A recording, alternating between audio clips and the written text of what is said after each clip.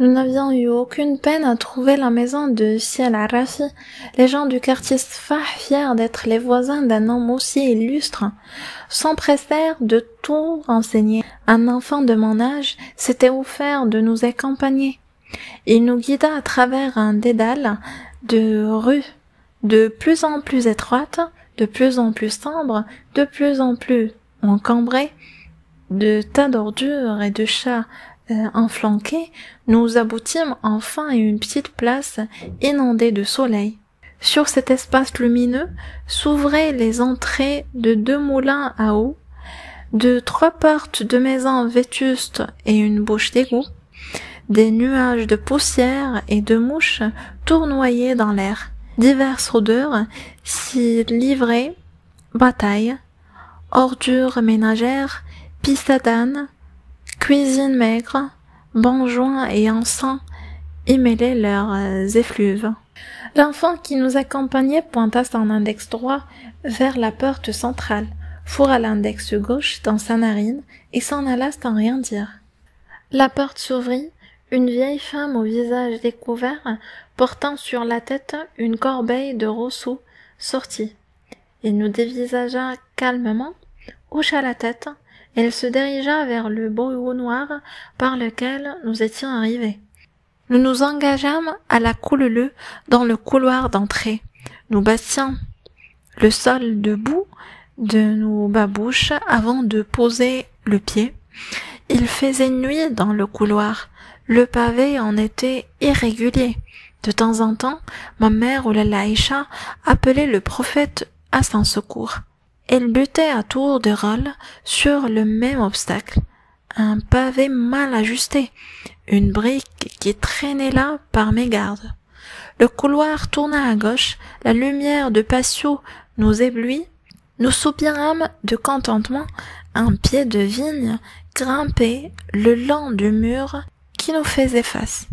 Les feuilles d'un vert dense éclataient sur la blancheur de la chaux qui couvrait tous les murs de la maison. Cette cour respirait une paix monacale. Des pigeons recoulaient et des tourterelles répondaient dans leur langage. En vain, je cherchais des yeux ces oiseaux qui nous accueillaient joyeusement. Ils devaient nous épier de leur cachette pleine d'ambre et de fraîcheur. Il n'y avait personne dans le patio. Pendant quelques minutes, nous restâmes là, ne sachant à qui nous adresser. Ma mère osa appeler. « Aux gens de la maison ?» Une voix de femme demanda. « Qui voulez-vous voir ?» Ma mère reprit. « Aux gens de la maison ? Est-ce chez vous qu'habite Sidi al-Arafi ? Nous désirons le consulter. » La tête d'une petite fille, négroide, surgit d'une lucarne. Des yeux, elle nous indiqua l'escalier qui se trouvait à notre droite. « Montez, dit-elle, Sidi al-Arafi habite au premier. » À peine avions-nous grimpé 3 marches que la Aïcha se mit à respirer comme un soufflet de forge. « Montez tous les deux, nous conseilla-t-elle, vous m'attendez sur le palier. » Du palier partaient en tous sens plusieurs couloirs et plusieurs autres escaliers, tout aussi usés. Les marches usées ne facilitaient pas la montée. Au but de l'un des couloirs s'ouvrait la chambre de Sidi al-Arafi. Un rideau à grands bandes de jaune et rouge en défendait l'accès. La Aïcha nous rejoignit, suant, s'étouffant, octant des lambeaux de prières et des formules d'appel à la miséricorde divine. Je soulevai le rideau pour laisser passer mes de campagne. Ma mère risqua un œil à l'intérieur de la pièce et demanda « C'est bien ici que demeure Sidi al-Arafi ?»« Oui, c'est ici. N'ayez aucune crainte d'approcher. Pèlerin que Dieu a envoyé vers nous, je suis al-Arafi, le pauvre aveugle. Je ne refuse jamais de recevoir les hôtes de Dieu. » Nous entrâmes l'un derrière l'autre, abandonnant nos babouches dans le couloir. La Aïcha ponctua chaque mot d'un profond soupir, déclara « Nous sommes les hôtes de Dieu, ô notre maître, mais nous sommes aussi tes hôtes. Soyez les bienvenus, soyez les bienvenus. Et si vous êtes assoiffés, nous avons de l'eau qui rafraîchit les gorges desséchées. Approchez et asseyez-vous. Mes yeux ne peuvent vous voir, mais mon cœur me dit que vous êtes des gens de bien. Il y a parmi vous un enfant. Mon œil perçoit le bruit de ses pas sur la natte. Est-ce une fille ou un garçon? Un garçon, répondit ma mère. S'adressant à moi, il ajouta, embrasse la main du shérif, mon fils, et demande-lui de te bénir. L'aveugle tendit la main droite dans l'espace et dit, Dieu te bénisse, mon fils, Dieu te bénisse, viens près de moi. Sa figure rayonnait de bonté. Il avait le visage lent et maigre, couleur de pain brûlé, les globes laiteux qui remplissaient ses orbites ne m'inspiraient aucune frayeur. Je m'avançai, je mis ma main dans la sienne, je posai mes lèvres sur ses doigts. Il me sourit et m'attira doucement sur ses genoux. Sa main passa légèrement sur mon visage, elle en tâta chaque volume et chaque creux, elle s'arrêta sur mon front, glissa vers les oreilles, aboutit à la nuque. Pendant toute cette exploration, il ne cessa de répéter « Que Dieu te bénisse !»« Que Dieu bénisse, que Dieu bénisse !» Il saisit un chapelet qui se trouvait à portée de sa main et me le passa 7 fois sur le dos. Tout en procédant à cette cérémonie, il récitait des versets du Coran que je connaissais, mais je les savais imparfaitement. Il s'arrêta enfin et me dit, « Tu dois savoir le verset du trône, récite-le souvent. Il te protégera contre toutes les mauvaises influences. » Sidi al-Arafi portait une chemise de cotonnade très ample. Sur sa tête était juché un bonnet de laine tricoté qui avait certainement rétréci au lavage. Après lui avoir embrassé, encore une fois, la main, j'allais m'asseoir quelques pas plus loin. Sa femme vint à son tour nous souhaiter la bienvenue et nous offrit de l'eau très fraîche qu'elle versait d'une cruche en terre cuite. J'avais l'impression d'avoir déjà vu cette femme, peut-être au bain mort. Elle avait un pot café ou lait, plus café que lait. Elle parlait avec l'accent de Tafilalt. Les gens étaient menus à pleine de grâce. Je me souviens encore de son visage aux yeux très rapprochés. Au nez minuscule, mais aux lèvres généreuses. Je revois aussi ses dents, frottées à l'écorce de noyer, des dents larges, solidement enfoncées dans la chair, couleur de date des gencives. Sidi al-Arafi ne nageait certes pas dans l'opulence. Les matelas reposaient sur une natte de jonc, la nâtre d'un jean brun ne résisterait pas longtemps encore à la décrépitude. Les couvertures de cretonne très propres souffraient de vieillesse. Il y avait à une étagère au mur, au-dessus trônait, solitaire, un sucrier en fer blanc, peint en rouge orné de dessins à l'encre d'or, à moitié effacé. La djellaba de Sidi al-Arafi pendait à la tête du lit. Sidi al-Arafi demanda à sa femme de lui apporter son panier. Ma mère, Laïcha et moi restions silencieux.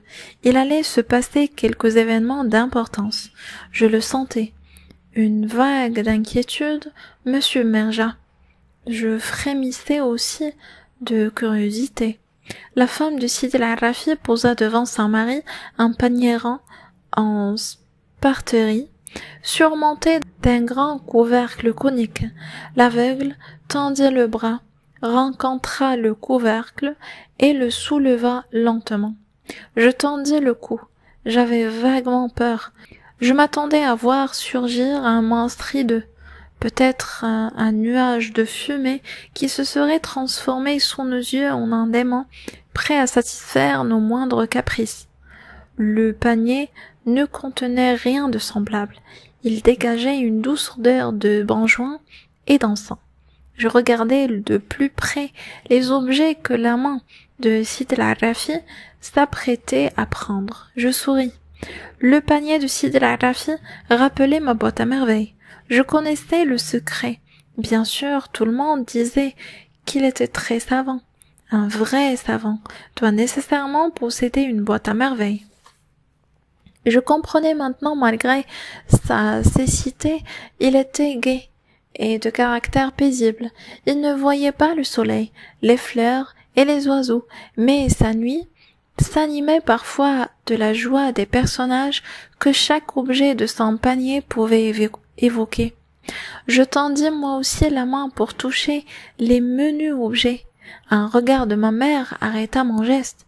Sidi al-Arafi récita à voix basse une longue prière. La main, les doigts écartés, planait sur le contenu du panier comme un oiseau qui s'apprête à se poser dans son nid. Il s'arrêta et s'adressant à nous, il dit: « Ne vous attendez pas à ce que je vous dévoile l'avenir. L'avenir appartient à Dieu, l'omnipote. Ces coquillages et ces amulettes m'aident à sentir vos peines, vous rapprochent de mon cœur. Quand je vous parlerai, c'est mon cœur que vous entendrez. Sidi Mohammed, n'est-ce pas là le nom de l'enfant qui vous accompagne? Oui, répondit ma mère d'une voix timide. Le voyant reprit: Sidi Mohammed sait que c'est vrai ce que je vous dis. Un enfant pur fait partie encore des légions angéliques, ces êtres de lumière. La vérité étant lumière ne peut lui échapper. Approche, Sidi Mohammed, plonge ta main dans ce panier et saisis un objet sans le voir. Je suivis à la lettre ce qu'il m'ordonna de faire. Une boule de verre, de la grossure d'un œuf, se logea dans le creux de ma main. Elle était agréable au toucher et d'une couleur aquatique. Je le regardais avant de lui remettre. Dans sa masse transparente brillait une grosse bulle d'air. De minuscules satellites menaient une ronde autour de cet astre. Les doigts de Sidi al-Arafi caressèrent longtemps la boule de verre. Il ne disait rien, sa figure devint grave. Il parla enfin lentement, détacha chaque syllabe. « Écoute, enfant de bon augure, et souviens-toi. Le diamant s'appelle, dans le langage des connaisseurs, l'orphelin, le solitaire, parce qu'il est rare et qu'aucune autre pierre ne peut rivaliser avec lui en dureté et en beauté. Chaque homme peut s'appeler comme le diamant, l'orphelin ou le solitaire. Désormais, ne sois plus triste. Si les hommes t'abandonnent, regarde en dedans de toi. Me comprends-tu bien, fils? Que de merveilles recèle ton cœur. Quand tu oublies de contempler tes trésors, ta santé en souffre et tu deviens débile. Regarde la boule que tu viens de me remettre. À l'intérieur de cette masse transparente, il y a l'image du soleil. Là, elle est inaccessible à tout ce qui n'est pas lumière. Sois comme cette image. Tu triompheras de tous les obstacles. Dieu te bénisse, mon enfant. Dieu te bénisse. Approche ton front de mes lèvres. Il m'embrassa sur le front.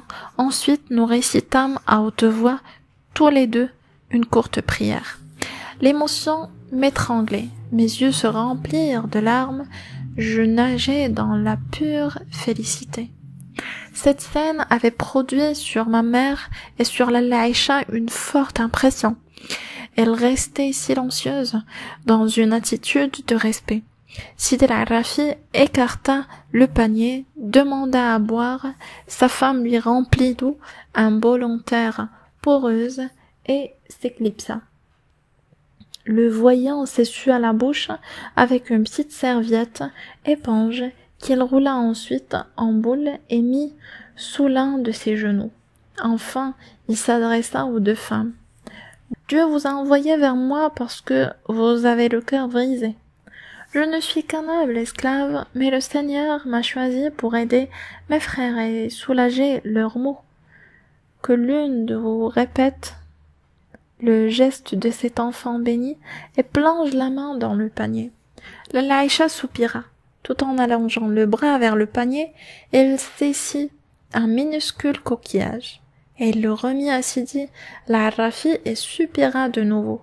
Le petit coquillage paraissait d'un blanc miraculeux entre les doigts bruns de Sidi al-Arafi, elle se transformait en un bibelot de fine porcelaine, une création gratuite d'un céramiste génial.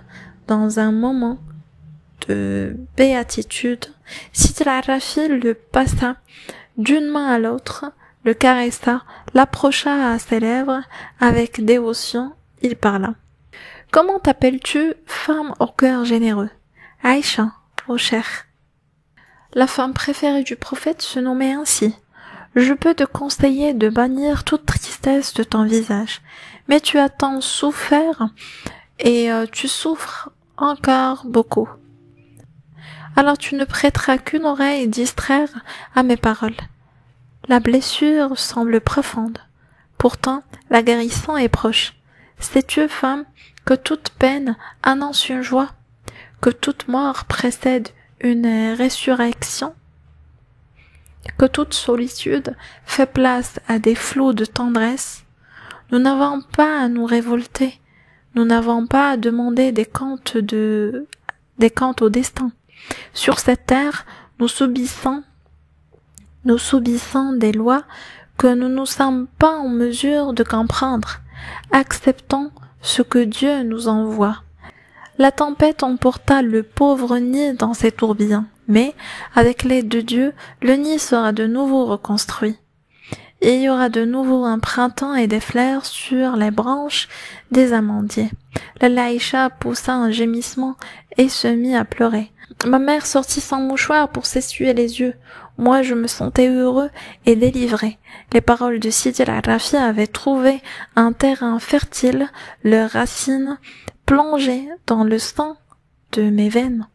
J'entendis murmurer Sidi al-Arafi pour lui-même cette étrange chanson. Au rythme nonchalant des jours, au rythme lent des nuits, le chapelet des lunes neuves dénombre les saisons. Il s'adressa de nouveau aux deux femmes. Les larmes produisent l'effet d'une rosée bienfaisante. Si la rosée est trop abondante, les fleurs se flétrisent et meurent. Cessez vos pleurs et récitons ensemble la Fatiha. Après un moment de silence, ma mère tendit son bras dans un geste timide vers le panier. Elle remit à Sidi al-Arafi le produit de sa pêche. C'était une perle noire à dessin multicolore. Le voyant sourire et demanda à ma mère son nom. Zoubida, répondit-elle. Il y a longtemps, oh ma sœur, j'ai perdu mes yeux. Ma douleur s'était répandue en nappe tiède sur mes joues. Je n'étais plus que cendre. Il n'y avait plus de place pour reposer mon corps. Il n'y avait pas assez d'eau sur la terre pour étancher ma soif. Le soleil avait disparu et sur le monde régnait un éternel hiver. Du soleil et de l'eau, Seigneur, du soleil et de l'eau, Seigneur. Le Seigneur a écouté ma plainte. La terre est redevenue tendre et maternelle. Je suis allé sur la colline et réchauffé mes os. J'ai trempé mes membres dans les sources claires. Mes gosiers rafraîchis à retrouver les accents oubliés. Ô master, garde-toi de ne voir que malheur là où s'exprime la volonté de Dieu. Les saints de Dieu qui veillent sur cette ville t'accordent leur protection. Visite leur sanctuaire. Souviens-toi que lorsque quelqu'un fait des vœux pour un absent, l'ange gardien lui répond que Dieu te rende l'appareil. Si al-Arafi termina par une sourate, tout le monde se replongea de nouveau dans un silence méditatif. Mais par je ne sais quel sentiment, je me précipitai brusquement sur la main de Sidi al-Arafi et je l'embrassai. Ce fut la fin de la séance. Les deux femmes ajustèrent leurs voiles, elles se levèrent péniblement, arrangèrent leur haïk, à tour de rôle, elles se penchèrent sur Sidi al-Arafi pour lui baiser l'épaule et lui glisser discrètement dans le creux de la main une modeste pièce d'argent. Nous quittâmes la chambre accompagnés jusqu'à la porte par les vœux de Sidi al-Arafi. Dans la rue, je me sentis allégé d'un grand poids. Le monde s'offrait à mon regard dans sa propreté originelle. Le soleil jouait sur les vieux murs, sur les étalages des boutiques, sur les turbans et les djellabas avec allégresse. Les prédictions de Sid al-Rafi, me disais-je, se réaliseront. Mais quelles prédictions! Il a parlé en termes si voilés. Et je bien saisi le sens des mots. Je comprenais tout. En présence de cet homme, il n'était plus là, mais il me restait une sensation de liberté que je ne connaissais pas jusqu'alors. Ces paroles que j'avais bues avec avidité s'étaient transformées dans mes entrailles en pure musique. La fatigue ne pesait plus sur mes épaules. Je me mis à danser. Ma mère et Laïcha ne me voyaient plus. Elles marchaient côte à côte, plongées dans leurs réflexions. Brusquement, je cessai de gambader pour courir, me cacher dans les plis du haïk de ma mère. Ce mouvement réveilla son attention. « Qu'as-tu? Tu es blanc comme un linge. » Je persistais dans mon mutisme et me serrai davantage contre ma mère. La Laïcha intervint. « Qu'a-t-il donc? Peut-être souffre-t-il de maux de ventre? Il ne veut rien me dire. Il tremble comme une feuille. Parle, tête de mule. » Je quittai les plis de haïk et je respirai profondément. Je dis enfin, j'ai eu peur. De qui as-tu peur? J'ai vu passer le frère, mon maître. Il a tourné à gauche. Il est parti par la petite rue. Il aurait pu me voir. Qu'est-ce que cela pouvait faire s'il t'avait vu? N'es-tu pas malade? N'es-tu pas accompagné de ta mère? Un enfant qu'accompagne sa mère ne peut pas être accusé de vagabondage. Oui, répondis-je, mais un enfant malade ne se promène pas dans la rue, même accompagné de sa mère. Si nous avions rencontré le frère, je lui aurais expliqué que je t'avais amené voir un médecin. Simple excuse. Aurait-il pensé, et à mon retour au Msid, il m'aurait fait payer cher ma promenade. Ma mère soupira et dit à l'adresse de la Laïcha, « On ne peut plus faire entendre raison à cet enfant. Il discute comme un homme. » Dieu le bénisse, répondit notre ami. Nous cheminâmes en silence. Au pont de Bellemdoun, un marchand de grenades s'était installé par terre et avait ouvert son couffin. Les grenades ne devaient pas être mûres. L'écorce en était encore verte. Je me plantai devant lui. Ma mère comprit vite mon attitude. Il me cria d'assez loin. « Tu peux prendre racine à cet endroit. Tu n'auras pas de grenades. Elles sont encore vertes. Je ne tiens pas à te soigner si tu attrapes des maux de yeux. Je veux une seule pour goûter. Tu n'en auras pas un grain. Allons, viens. » Il me saisit par le bras et m'entraîna malgré ma résistance. Je me mis à pleurnicher. Mes reniflements durèrent un assez long moment. Sans raison, mon chagrin s'évanouit. Je m'essuyai les yeux dans les manches de ma djellaba. Le spectacle de la rue m'absorba. Ce que je voyais suscitait en moi des réflexions que j'exprimais à haute voix. Je jacassais sans interruption jusqu'à la maison. Ma mère ne souffla mot à nos voisines de la visite que nous avions fait à Sid al-Rafi. Nous habitions avec une chouaf. Normalement, ma mère aurait dû la consulter en premier lieu, mais elle n'avait aucune confiance en ses talents. J'étais tacitement de son avis. Les pratiques de Kenza, la principale locataire, relevaient du domaine démoniaque. Elle était compliquée, exigeait une mise en scène, entraînait à de multiples dépenses. Nous n'étions pas assez riches pour nous permettre de gaspiller de l'argent à nous procurer des parfums agréables aux narines des djinns. Ajoutez à toutes ces considérations la méfiance de ma mère, la peur de voir ces pauvres secrets divulgués. Personne dans la maison n'ignorait notre situation. Ma mère, pourtant, s'imaginait le contraire. Elle raconta que nous nous étions rendus avec la Aïcha dans un quartier éloigné de la ville. Il ne pouvait pas ne rien raconter, mais il évita toute indiscrétion en prétendant que nous étions partis faire un pèlerinage au sanctuaire de la ville. Ma santé l'exigeait. Les remèdes humains restent inefficaces s'ils ne sont pas sanctifiés par les effluves spirituelles des hommes de Dieu.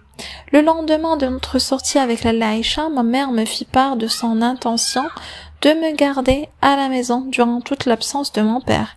Elle invoqua deux solides raisons. La première, je n'étais plus qu'un paquet d'eau, et mon teint rappelait l'écorce de grenade. La seconde, ma mère se sentait de plus en plus seule, ma présence lui faisait oublier ses malheurs. Autant pour se distraire que pour attendrir les saints de la ville sur notre sort. Ma mère décida de m'emmener chaque semaine prier sur la couple d'un saint.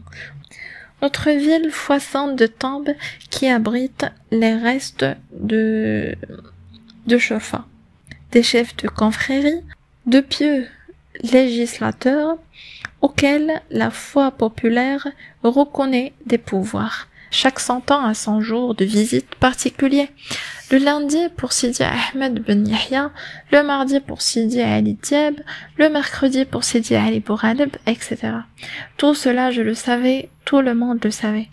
Nous trouvions simple, naturel, harmonieux, parfaitement sage ce que nos ancêtres avaient établi. Personne ne se serait avisé d'en rire. Les jours avaient un sens. Pour moi, ils possédaient même une couleur. Le lundi s'associait dans mon imagination au gris clair, le mardi au gris foncé, un peu fumeux, le mercredi brillait d'un éclat doré comme un soir d'automne, le jeudi froid et bleu contrastait avec le jaune rutilant du vendredi, la pâleur du samedi annonçait le vert triomphant du dimanche. Je n'avais jamais entretenu personne de ces découvertes. Si j'avais été femme, si j'avais été riche, j'aurais porté chaque jour une robe de la couleur qui convenait. Ma vie en avait été plus belle, plus équilibrée, plus heureuse, mais je n'étais pas femme et nous n'étions guère riches. Surtout depuis le départ de mon père, ma mère faisait une cuisine maigre, mêlée de la farine d'orge au pain de froment. Elle riait moins, il racontait plus d'histoires, il nous restait les longues promenades que nous faisions pour nous rendre aux divers sanctuaires 2 ou 3 fois par semaine. Nous formulions les mêmes plaintes, demandions la réalisation des mêmes vœux. Nous versions toujours les mêmes larmes indignes et nous repartions vers notre demeure. Ces visites me fatiguaient. Je ne pouvais pas refuser d'y participer. La présence d'un enfant rendait les hommes de Dieu plus attentifs et plus favorables. Un matin, nous nous préparions pour sortir quand quelqu'un frappa à la porte de la maison. Il demanda si c'était bien là qu'habitait le Ma'allim Abslam, le Tisaran. Les voisines lui répondirent par l'affirmative. Kenza, la Chouafa, appela ma mère. Zubida, quelqu'un vous demande. Ma mère avait naturellement tout entendu déjà. Elle avait pâli, elle restait au centre de la pièce, une main sur la poitrine, sans prononcer un mot, qui pouvait bien nous demander. Était un message de bon augure ou le porteur d'une mauvaise nouvelle, peut-être un créancier que mon père avait oublié de nous signaler. La petite somme d'argent que mon père nous avait laissée avant son départ avait fondu. Les quelques francs qui nous restaient étaient destinés à l'achat du charbon. Enfin, ma mère répondit d'une voix qui tremblait légèrement. « Si quelqu'un désire voir mon mari, dis-lui, je te prie, qu'il est absent. » Kenza fit la commission à haute voix à l'inconnu qui attendait derrière la porte de la maison. Un vague murmure lui fait écho. Kenza, pleine de bonne volonté, nous le traduisit En ces termes. Zoubida, cet homme vient de la campagne. Il t'apporte des nouvelles de Ma'alem Abdeslam. Il dit qu'il y a quelque chose à te remettre. Ma mère reprit courage, un sourire illumina sa face. C'est exactement ce que je pensais, dit-elle, en se précipitant vers l'escalier. Elle descendit les marches à toute allure. Pour la première fois de ma vie, je la voyais courir. Je la suivis. Je ne pouvais pas espérer la gagner de vitesse. Quand j'arrivais dans le couloir d'entrée, ma mère discutait déjà par l'entrebâillement de la porte avec un personnage invisible. L'ombre disait d'une voix rude: « Il va bien, il travaille beaucoup et met tout son argent de côté. Il vous dit de ne pas vous inquiéter à son sujet. Il m'a donné ceci pour vous. » Je ne voyais pas ce qu'il remettait à ma mère par la fente de la porte. Ma mère retroussa le bas de sa robe et serra précieusement dans ses plis le trésor que lui remettait l'inconnu. « Il y a encore ceci, » dit la voix. « C'est tout. Je quitte la ville demain matin. Je verrai le Ma'alem Abdeslam dès mon arrivée à Ottouar. Que dois-je lui dire de ta part? Dis-lui que Sidi Mohammed va beaucoup mieux. Louange à Dieu. Sa santé l'inquiétait beaucoup. Je m'en vais. Restez en paix. La paix t'accompagne. » Messager de bon augure. La porte se ferma. Ma mère traversa le patio et monta précipitamment l'escalier.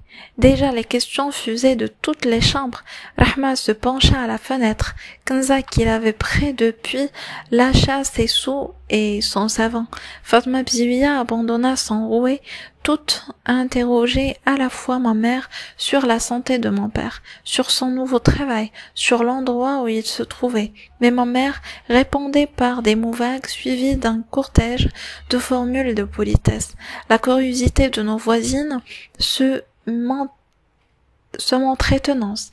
Elles désiraient toutes savoir ce que mon père nous avait envoyé. Je sentais que ma mère tenait à les faire languir.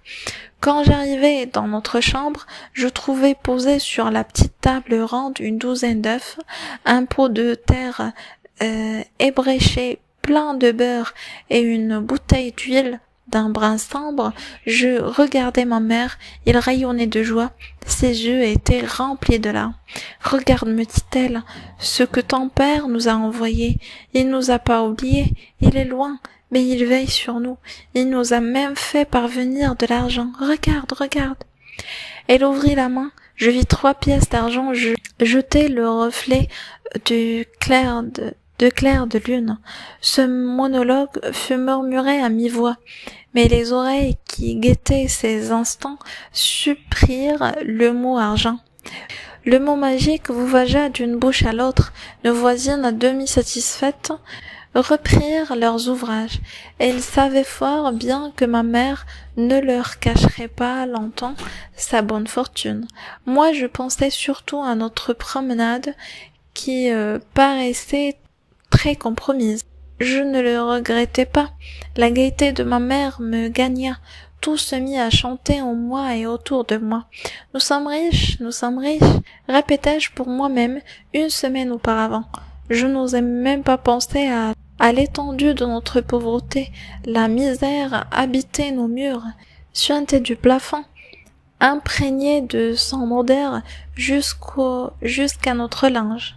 Le messager invisible a surgi ce matin dans notre existence. Il a balayé nos craintes, nos appréhensions, nos inquiétudes. Nous pouvions, ma mère et moi, faire confiance à notre bonne étoile et patienter. Sidi Mohammed va jouer sur la terrasse si cela te fait plaisir, me dit ma mère. Aujourd'hui, j'ai trop à faire pour te conduire sur la tente de Sidi Ali Mzali. Nous irons, s'il plaît à Dieu, la semaine prochaine, ou l'une des semaines à venir. Je n'avais nulle envie de monter sur la terrasse. Le soleil, d'un blanc métallique, l'a transformé en géhenne. Je me penchai à notre fenêtre. Kenza l'avait toujours près du pied. Le chat de Zineb, terrassé par la chaleur, dormait dans un coin de patio étendu de tout son long. J'entendis ma mère parler à Fatma Bziouya sur le palier. Fatma la remerciait, faisait des vœux pour notre prospérité. Le dialogue avec Rahma, que ma mère alla trouver dans sa chambre, dura plus longtemps. Ce fut enfin le tour de la chouafa. Elle s'enferma avec ma mère dans la grande pièce de réception. Leur conversation se termina tard dans la matinée. Sur la table ronde, il ne restait plus que 6 œufs. Ma mère avait partagé équitablement avec nos voisines.